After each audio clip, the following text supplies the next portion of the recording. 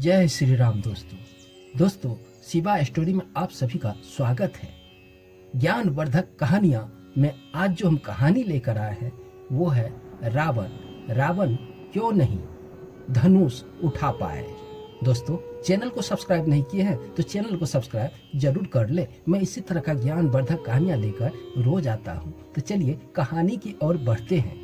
कहा जाता है कि यह धनुष भगवान शिव का था जो बहुत ही शक्तिशाली था, इसलिए इस धनुष को उठाना तो दूर बल्कि हिलाना भी आम इंसान के लिए संभव नहीं था।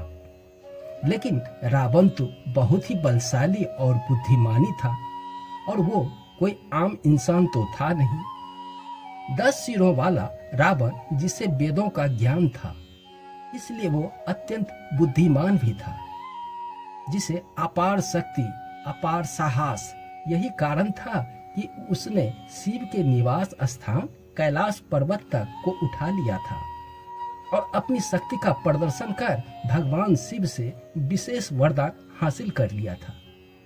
लेकिन अक्सर यह सवाल मन में उठता है कि इतना बलवान होने के बाद भी वह कैसे माता सीता के स्वयंवर में एक धनुष को हिला नहीं सका, जबकि वह उनके लिए बेहद ही मामूली सी बात थी। दोस्तों कहा जाता है कि यह धनुष भगवान शिव का ही था जो कि बहुत ही शक्तिशाली था, इसलिए इस धनुष को उठाना तो दूर की बात, हिलाना भी आम इंसान के लिए संभव नहीं था। इसलिए धनुष की एक टंकार से पर्वत भी हिलने लगता था।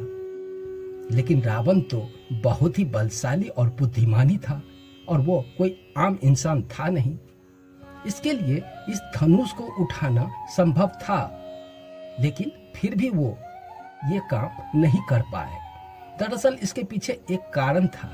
इसकी वजह श्री रामचरितमानस में लिखे हुए एक चौपाई से समझा जा सकता है, जिसका अर्थ था, हे प्रभु, हे पुत्र राम, उठो, भव सागर रूपी इस धनुष को तोड़कर जनक की पीड़ा का हरण करो। राजा जनक जो अपने पुत्री सीता के विवाह को लेकर काफी चिंतित थे। इस चौपाई में भव चापा शब्द का अर्थ है धनुष को उठाने के लिए शक्ति नहीं बल्कि प्रेम की जरूरत है। इसके मुताबिक जो अहंकार से कोसों दूर हो, दयालु हो, मृतभाषी हो, कृपालु हो, ऐसे ही संत गुणों से युक्त व्यक्ति इस धनुष को उठा सकता है। लेकिन रावण एक अहंकारी राजा था। उसमें घमंड कूट कूट के भरा था।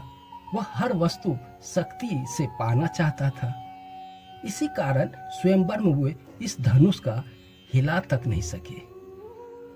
रामायण के अनुसार जब इस स्वयंवर में प्रभु श्री राम की बारी आई तो उन्होंने भगवान शिव के इस धनुष को बड़े ही सम्मान से प्रणाम किया, उनकी परिक्रमा की और तब उन्होंने इसे उठाने का प्रयास किया तो एक ही बार में वो सफल हो गए। उन्होंने इनकी प्रत्यंचा चढ़ाई और उसे तोड़ दिया। ये सब भगवान श्री राम के स्नेह, विनयशीलता और नम्रता के कारण संभव हुआ। दोस्तों यह कहानी पसंद आई हो तो चैनल को सब्सक्राइब जरूर कर ले। मैं इसी तरह का ज्ञानवर्धक बातें लेकर रोज आता हूँ। जय श्री राम।